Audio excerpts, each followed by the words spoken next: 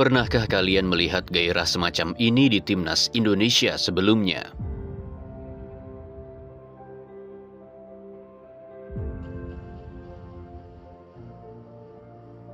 Atau nama Indonesia di-mention oleh komentator luar karena prestasi pemainnya? Jay Itzes, ein indonesischer Nationalspieler.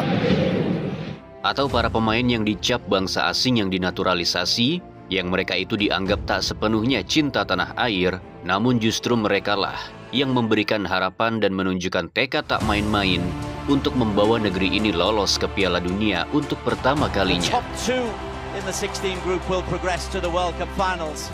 Can Indonesia produce a momentous shot on match day 1?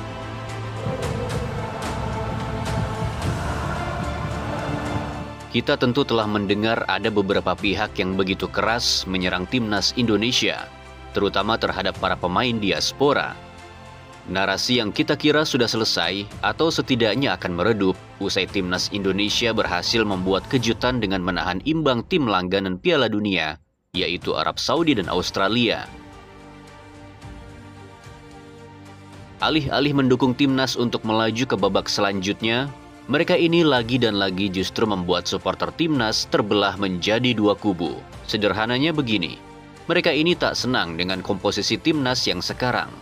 Sebab timnas era coach Shin Tae-yong tak lagi mengandalkan dan didominasi oleh para pemain asli Indonesia, namun justru didominasi oleh para pemain keturunan.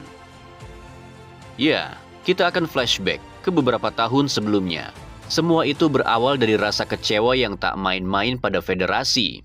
Juga kecewa kepada beberapa pemain timnas itu sendiri. Indonesia yang dikenal sebagai negeri yang sungguh gila bola, yang pertandingan timnasnya begitu dinantikan, dan timnas itu pula yang menjadi kebahagiaan bagi para supporternya. Namun siapa yang tak frustasi saat tim kebanggaan mereka justru diinjak harga dirinya semacam ini? Pertandingan demi pertandingan yang para supporter tak lelah memberi dukungan untuk hadir dan meneriakan chants di stadion. Bahkan saking tak kunjung datang kemenangan itu, sampai-sampai ada supporter yang menunjukkan rasa frustasinya pada timnas dengan hal semacam ini.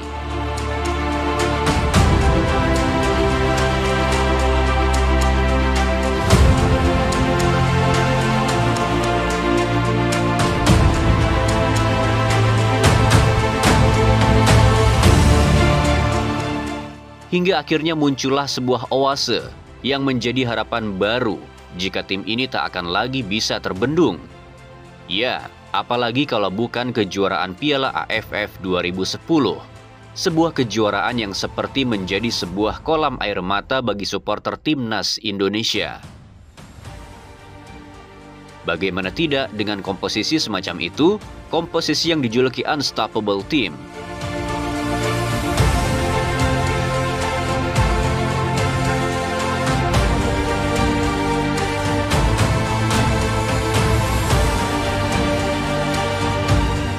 Timnas justru harus dipecundangi oleh timnas Malaysia di final. Tim yang di fase grup telah tim Garuda cukur habis dengan skor 5-1. Sebuah kejuaraan yang dinilai ada pihak yang mengkhianati harapan dan mimpi jutaan supporter timnas Indonesia.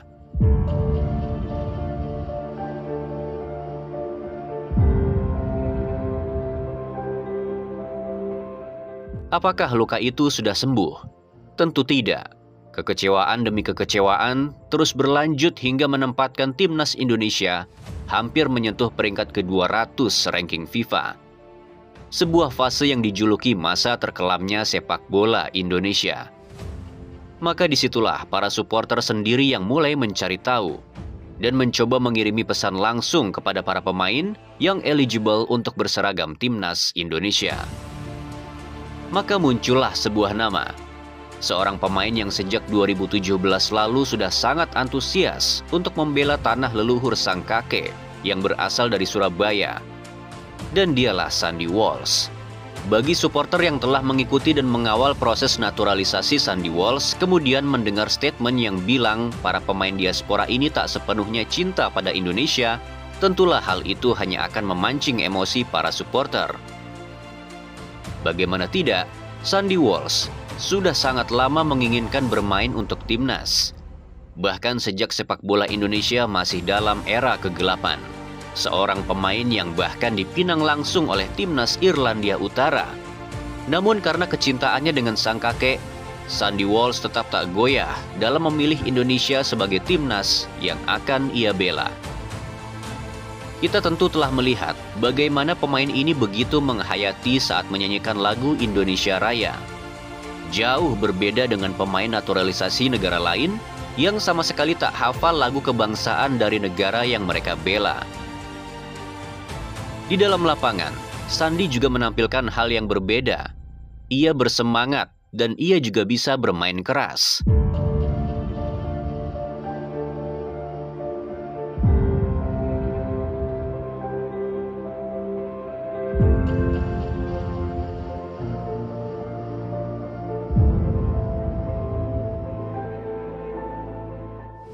Lihat saja saat Sandy Walsh mengunggah foto memar di kakinya usai pulang dari membela timnas Indonesia. Kita tentu telah melihat kesedihan pemain ini saat tim lawan membobol gawang timnas ataupun saat timnas harus gugur ketika berhadapan melawan Australia di Piala Asia.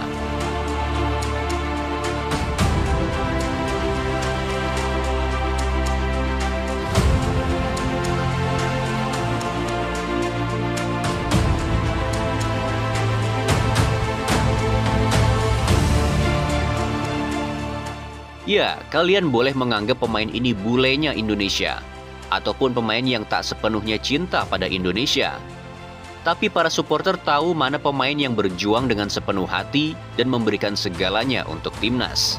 Lihat saja saat pemain ini sudah jatuh bangun hingga terpincang-pincang, namun ia masih kekeh untuk melindungi sisi kanan pertahanan timnas Indonesia.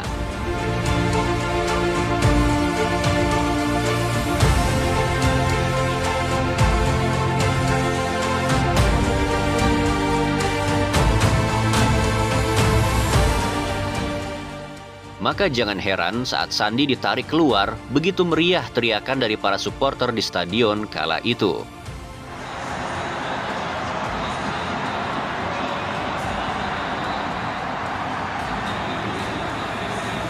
Belum lagi ada nama semacam Shane Patinama. Pemain ini bahkan masih harus berjuang untuk mendapatkan menit bermain di timnas Indonesia. Pemain yang tak mendapat privilege lebih walau ia juga merupakan pemain diaspora, yang mana ia juga harus terus berjuang membuktikan diri jika ia layak di sana. Pemain yang tak pernah komplain saat tak dimainkan dan tak pernah caper di sosial media. Seorang anak laki-laki dari seorang ayah yang asli orang Indonesia, tepatnya dari kota Semarang. Yang saat ia dipanggil, maka gairah tak main-main kemudian ia tunjukkan di sana.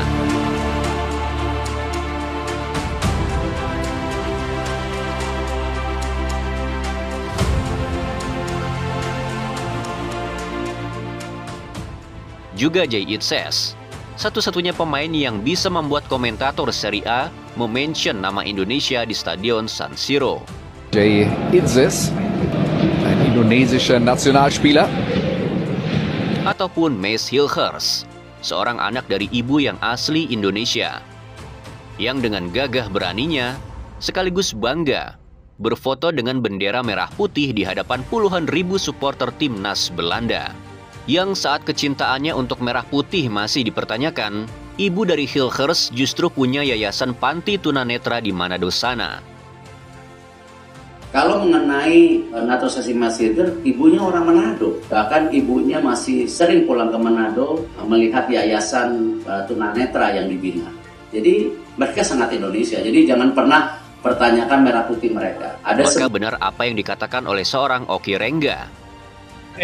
Gonta itu sama Rocky Gerung. Itu bagaimana tanggapannya? Ya nggak ngerti bola mereka, udah nggak usah.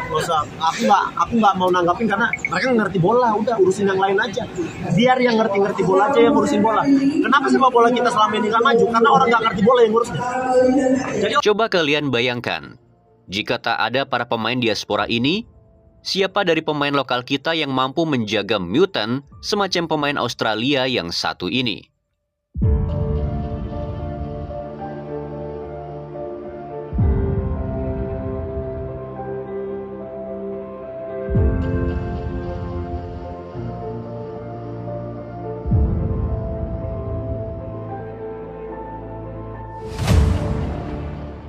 Salah satu talenta lokal terbaik yang dimiliki Indonesia yaitu Rizky Ridho pun pernah terpental saat menghadapi pemain Irak yang bahkan punya postur lebih kecil dari Haris Sutar.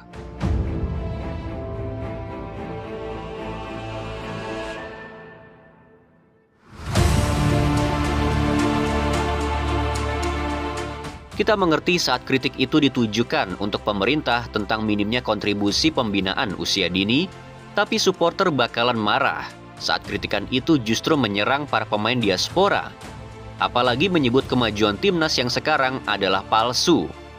Maka disitulah letak kemarahan daripada supporter timnas Indonesia.